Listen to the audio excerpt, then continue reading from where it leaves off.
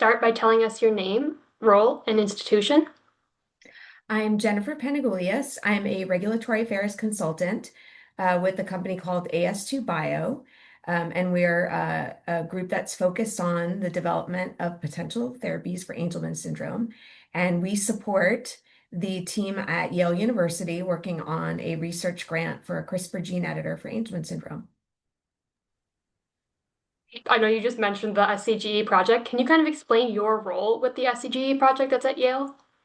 Yes, I serve as the regulatory lead on the SCGE project, which is a UG3 UH3 grant that's intended to develop a CRISPR gene editor for the treatment of Angelman syndrome as part of a platform that would also have a second indication. And that would take us from bench to bedside essentially on that grant. So I support all the regulatory aspects of the project that start at the IND enabling phase relative to study design, input on regulatory elements of that design, what we might think about for both animal studies and manufacturing requirements to get us to an IND. And then I will further support the filing of the IND with that team and then execution of the phase 1/2 clinical trial that was proposed as part of the grant project. Can you provide your perspective on some of the new regulatory frameworks and guidances that are being explored to expedite the process of getting individualized or ultra-rare therapies into the clinic?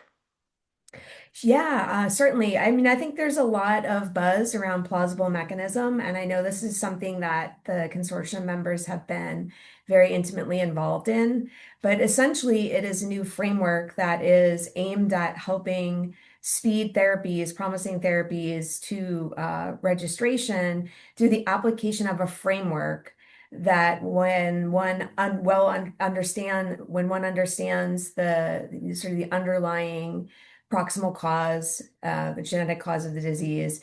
You have a targeted therapy that's intended to address that mechanism directly.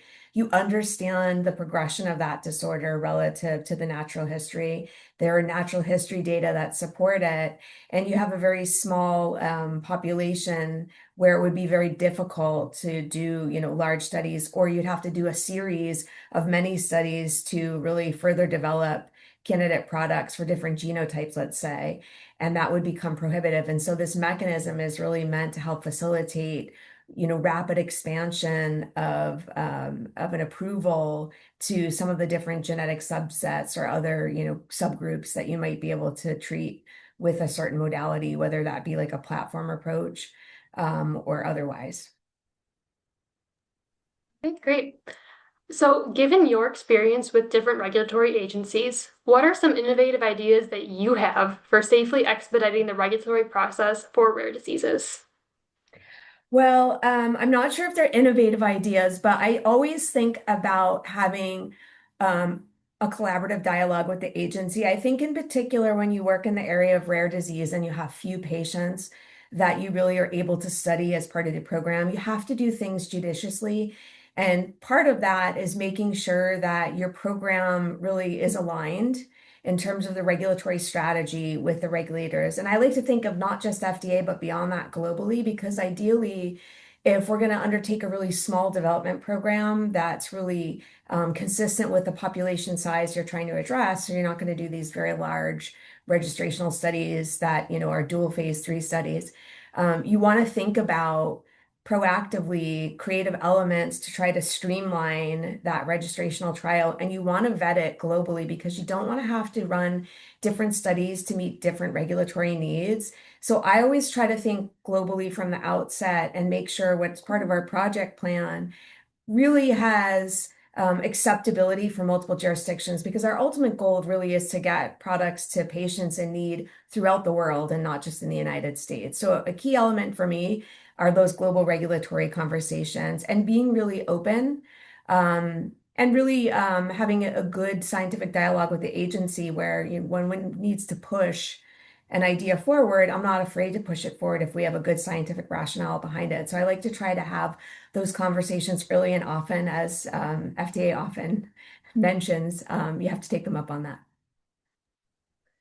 Okay, great. So, given your experience, what three pieces of practical regulatory advice would you give an academic lab that's preparing its first IND application for a gene editing therapy? Well, practically speaking, I think it's important to get advice on the number of documents you actually need to file as part of your IND. I know that folks are following the ICH M4 CTD format as a harmonized application. And that is really a format requirement, not a content requirement. And so you see the large laundry list of documents that are associated or mapped to the IND table of contents. That does not mean that you have to file every single one of those documents as part of your IND. It might be that you don't have information that goes in that section because it's not applicable to your product type. It also may be that there's an expectation that certain documents like summaries like 2.3 or 2.5 or 2.4, which are your summary of clinical, non-clinical, and manufacturing data, aren't really required at the IND stage. That's really something that's envisioned at the biologics license application stage when you have a much larger data set and you're trying to synthesize hundreds of pages of documentation into a nice little, primer for the agency. So just think about that and you can get advice on that because that would save you time and the number of documents one actually has to produce under that IND. Another thing that I would recommend, which is difficult because of the price, is to file an electronic application. I know that costs a lot up front, but in the long term, in the life cycle of your project and your application, it is just so much easier to be able to quickly push submissions through the electronic gateway and to have everything nicely hyperlinked for the agency. So when you change something out and you put in a new leaf, it links back to, source data or original information. It just makes the review so much simpler. Mhm. Now, kind of changing topics a little bit. So, in the next 10 years, what is something that you predict or hope will happen in the gene therapy field? I hope that for the gene therapy field, we sort out the issue of sham controlled trials. And I'm coming at this based on our considerations in the space of Angelman syndrome, where most of the gene therapies, all at present, are CNS administered.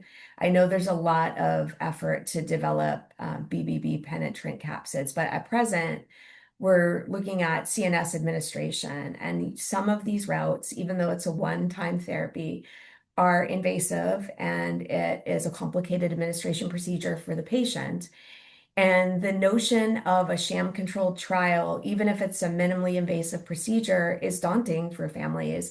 And it is a lot to ask because when you think about the conduct of the study, many of these patients will be on immunosuppressive therapies. So they're getting the gene therapy, they have to undergo an invasive administration procedure, and then you want them to take for some period of time an immunosuppressive therapy, which really isn't clinically indicated for that patient. So if you're in the sham arm and you're not getting the gene therapy, you have to take, steroids or maybe other immunosuppressants that aren't indicated for the treatment of your Angelman syndrome.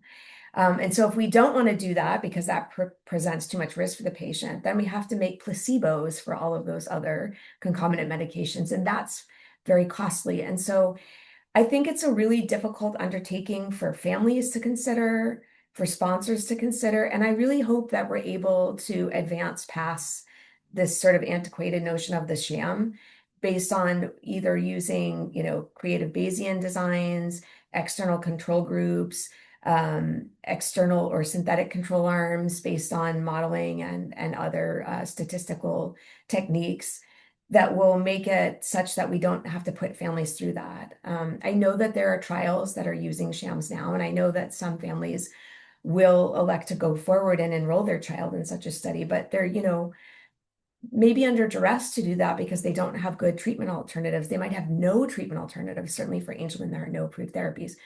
And so it's a lot ethically, and I really hope we're able to move past this and we advance the regulatory science of how we determine substantial evidence of effectiveness in a well-controlled study that doesn't use a sham.